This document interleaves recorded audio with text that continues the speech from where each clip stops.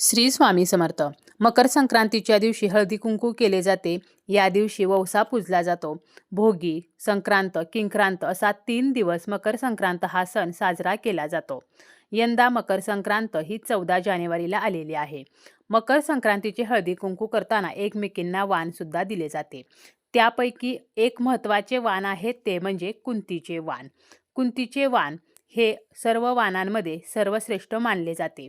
असे हे कुंतीचे वाण कोणी कोणाला द्यावे, कसे द्यावे, वाणामध्ये काय काय साहित्य असावे, त्याचप्रमाणे हे वाण किती वर्ष द्यावे, अशी संपूर्ण माहिती आपण या व्हिडिओमध्ये पाहणार आहोत. वर्षातून एकदा येणारा मकर संक्रांत हा सण सौभाग्यवतींसाठी मानपानाचा आणि हळदी कुंकवाचा सोहळा असतो.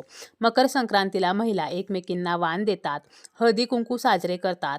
मकर संक्रांत हा सण 3 दिवस असतो आणि या दिवसांमध्ये सुगड पूजन सुद्धा केले जाते. हळदी कुंकू करून वाण दिले जाते. त्यापैकीच एक वाण म्हणजे कुंतीचे वाण. हे वाण आपल्याला नशिबानेच मिळत असते. कुंतीचे वाण मिळायला खूप मोठे सौभाग्य लागते असे सुद्धा म्हटले जाते. मकर संक्रांतीपासून रथसप्तमीपर्यंतचा जो काळ आहे तर हा काळ तेजाला पुष्टी देणारा असतो आणि अत्यंत शुभ व पवित्र असा हा काळ असतो. या काळामध्ये हळदी कुंकू केले जाते. मकर संक्रांतीच्या दिवशी जर हळदी कुंकू करणे जमले नाही तर रथसप्तमीपर्यंत कधीही आपण हळदी कुंकू करू शकतो. फक्त किंक्रांतीच्या दिवशी हळदी कुंकू करू नये. काही भागांमध्ये तर भोगीच्या दिवशी सुद्धा हळदी कुंकू केले जाते. कुंतीचे वाण हे अखंड सौभाग्यासाठी, पतीच्या दीर्घायुष्यासाठी दिले जाते. बाजारामध्ये वाणाचे भरपूर प्रकार आहेत, परंतु कुंतीचे वाण हे सर्वश्रेष्ठ मानले आहे. हे वाण जर आपल्याला मिळाले तर आपण ते नक्की घ्यायचे आहे, कारण नशिबानेच कुंतीचे वाण मिळत असते. कुंतीचे वाण ही फार वर्षापूर्वीची जुनी परंपरा आहे. यामागे एक कथा सुद्धा आहे. द्वापार युगामध्ये कुंती आणि गांधारी या 2 जावा होत्या. तेव्हा गांधारीने हे वाण कुंतीला दिले होते. त्यावेळी कुंती ही महाराज पांडूसोबत वनात राहत होती. गांधारी तिच्याकडे वाण देण्यासाठी गेली तेव्हा सोबत प्रचंड महासेना, पायदळ, घोडदळ, अवाढव्य सैन्य घेऊन श्रीमंतीचे प्रदर्शन करत गेली. वाणामध्ये गुळाचे प्रकार, तिळगुळाचे मिष्टान्न, माणिक मोती, हिरे, रत्न, नवीन वस्त्र असे उपहार घेऊन गेली होती आणि हे वाण कुंतीला दिले. तिला वाटले माझ्यासारखे वाण कोणीच नाही देऊ शकणार. ती कुंतीला म्हणाली, आज मी देत आहे, नंतर माझे वाण 1.25 पटीने मला परत दे. असे म्हणून त्यांनी वाण लुटले. पुढे संक्रांतीचा सण आल्यावर कुंतीला प्रश्न पडला की मी हे वाण कसे परत करू? माझ्याकडे ना हत्ती, ना घोडे, ना पालखी सोहळे. तेव्हा भीम आणि अर्जुनालाही प्रश्न पडला. त्यांनी इंद्रदेवांकडून ऐरावत नावाचा हत्ती आणला आणि या हत्तीवर बसून राजमाता कुंतीने हे वाण गांधारीला परत दिले. भीम ऐरावताला घेऊन येत असताना भीम व हत्ती खाली पडला तेव्हा कुंतीने त्यांना पदरामध्ये झेलले. एवढी मोठी शक्ती कुंतीच्या सौभाग्यामध्ये होती.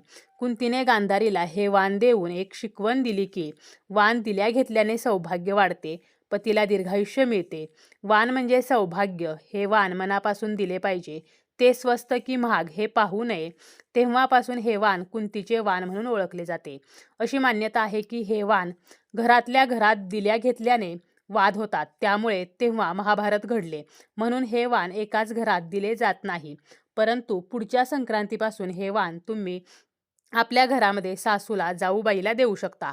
फक्त पहिल्यांदा देताना ते आपल्या घरामध्ये द्यायचे नाही, तर बाहेरच्या एखाद्या महिलेला आपण हे वाण देऊ शकतो. आपल्याला जर कुंतीचे वाण अगोदर मिळालेले असेल तरच आपण हे वाण देऊ शकतो. आता कुंतीच्या वाणामध्ये काय काय साहित्य असावे तर हळद कुंकू, गूळ, तीळ ह्या गोष्टी प्रत्येकी 1.25 किलो घ्यायच्या आहेत आणि त्यांचे आपल्याला 5 भाग करायचे आहेत, कारण 5 जणींना आपल्याला हे वाण द्यायचे आहे. त्याचप्रमाणे 5 लाल सुपारी, 5 बदाम, 5 खारीक, 5 खोबऱ्याचे तुकडे, 5 सौभाग्यवान.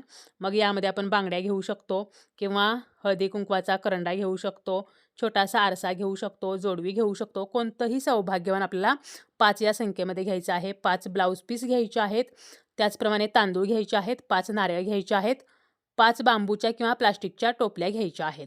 कारण हे वाण जे आहे तर ते आपल्याला 5 जणींना द्यायचं आहे. या वाणामध्ये आपण साडी, पितळेचे निरंजन, पंचपाळेत अशा सुद्धा वस्तू देऊ शकतो.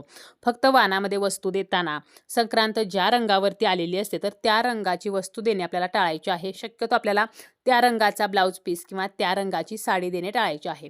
यंदाची संक्रांत पिवळ्या रंगावरती आहे आणि आपण वाणामध्ये जर साडी किंवा ब्लाऊज पीस देणार असू तर पिवळ्या रंगाची साडी किंवा पिवळ्या रंगाचा ब्लाऊज पीस आपल्याला द्यायचा नाही. मग असाही प्रश्न पडतो की मग वाणामध्ये हळद द्यायची का? तर हळद आपल्याला द्यायची आहे. जरी संक्रांत पिवळ्या रंगावरती असले तरी सुद्धा आपण हळद लावू शकतो. हळदीचा वापर पूजेमध्ये करू शकतो. त्याचप्रमाणे एकमेकींना हळदी कुंकू लावू शकतो. त्यामुळे वाणामध्ये सुद्धा आपल्याला हळद जी आहे तर ती द्यायची आहे. आता हे सर्व जे वाणाचं साहित्य आहे तर ते आपल्याला बांबूच्या टोपलीमध्ये किंवा आपण प्लास्टिकची टोपली घेतली असेल तर त्यामध्ये भरायचं आहे. मग त्यामध्ये हळद कुंकू, गूळ, तीळ, एक लाल सुपारी, एक खारीक, एक बदाम, एक खोबऱ्याचा तुकडा, एक सौभाग्यवान, एक ब्लाऊज पीस, थोडेसे तांदूळ, एक नारळ, तर असं साहित्य आपल्याला एका टोपलीमध्ये भरायचं आहे. तर अशा प्रकारे आपल्याला 5 टोपल्या ज्या आहेत तर त्या भरायच्या आहेत. यामध्ये आपल्याला टोपली भरताना सर्वप्रथम आपण ब्लाऊज पीस ठेवून त्यावरती तांदूळ ठेवायचे आहेत, त्यावरती हळदी कुंकवाच्या पुड्या ठेवायच्या आहेत, त्यावरती नारळ ठेवायचं आहे आणि त्यावरती इतर साहित्य जे आहे तर ते ठेवायचं आहे. तर अशा प्रकारे हे वाण तयार करायचं आहे. आता हे वाण जे आहे तर ते आपल्याला जर अगोदर मिळालेले असेल तरच आपण देऊ शकतो. आपल्याला जर मिळालेले नसेल तर मात्र आपल्याला कुंतीचे वाण हे देता येत नाही. पहिल्या वर्षी आपल्याला हे वाण जे आहे तर ते मिळत असते. त्यानंतर आपल्याला जर हे वाण मिळाले तर पुढच्या वर्षी आपल्याला हे वाण जे आहे तर ते परत द्यायचे आहे. त्याचप्रमाणे 5 जणींना सुद्धा आपल्याला वाण द्यायचं आहे. म्हणजे जिच्याकडून आपल्याला वाण मिळालेलं आहे तिला द्यायचं, तुळशीला द्यायचं किंवा देवीच्या मंदिरामध्ये द्यायचं, आपल्याला स्वतःला एक ठेवायचं आणि इतर 2 सौभाग्यवतींना. तर अशा प्रकारे 5 जणींना हे वाण दुसऱ्या वर्षी दिले जाते आणि तिसऱ्या वर्षी आपल्याला उद्यापन करायचे असते. 5 महिलांना घरी बोलवायचं आहे, त्यांना हळदी कुंकू लावायचं आहे, त्यांचं औक्षण करायचं आहे, गोडाधोडाचं जेवायला घालायचं आहे आणि हे वाण आपल्याला उद्यापनाच्या वर्षी द्यायचं आहे. आता उद्यापन करताना आपण रविवारच्या दिवशी मकर संक्रांत ते रथसप्तमी या दरम्यान करू शकतो. रविवारच्या दिवशी उद्यापन शक्य झाले नाही तर आपण किंक्रांतीचा दिवस सोडून मकर संक्रांतीपासून रथसप्तमीपर्यंत या कुंतीच्या वाणाचे उद्यापन करू शकतो. तर अशा प्रकारे 3 वर्ष हे कुंतीचे वाण जे आहे तर ते दिले जाते. आपण अगदी कायमस्वरूपी जरी हे वाण दिले तरी चालेल, परंतु आपल्याला जर हे वाण मिळाले तरच ते देता येते. आता आपण तुळशीला जे वाण दिलेलं आहे किंवा देवीपुढे जर आपण वाण ठेवलेलं असेल तर याचं काय करायचं, तर हे वाण आपण वापरू शकतो. आणि आपल्याला जेव्हा वाण मिळते तर ज्या वस्तू आपल्याला वाणामध्ये मिळालेल्या आहेत तर त्यामध्ये आपल्याला वाण देताना एखादी जास्त वस्तू द्यायची आहे. म्हणजे आपल्याला जे मिळालेले आहे तर त्यामध्ये थोडंसं ॲड करून ते वाण जे आहे तर ते परत दिले जाते.